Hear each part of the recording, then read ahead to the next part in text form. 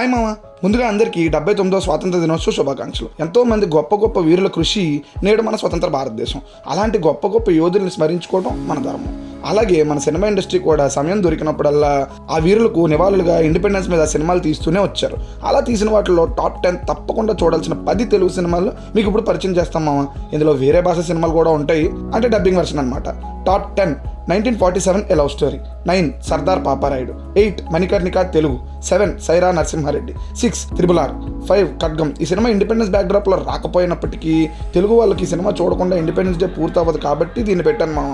Number 4 భారతీయుడు. Number 3 Lagaan. ఈ cinema కూడా తెలుగులో రాకపోయినా ప్రతి తెలుగువాడు ఈ సినిమా చూసే ఉంటాడు. నెంబర్ 2 రజాకార్. ఇది కూడా తప్పకుండా చూడాల్సిన సినిమా మామ. ఇక టాప్ ప్లేస్లో ఇప్పటి వరకు ఎన్ని సినిమాలు వచ్చినా ఇకపై వచ్చే ఉన్నా వాటన్నిటికీ ఇన్స్పిరేషన్ మామ ఈ సినిమా. అదే నెంబర్ 1 అల్లూరి సీతారామరాజు. ఇది మామ నా లిస్ట్.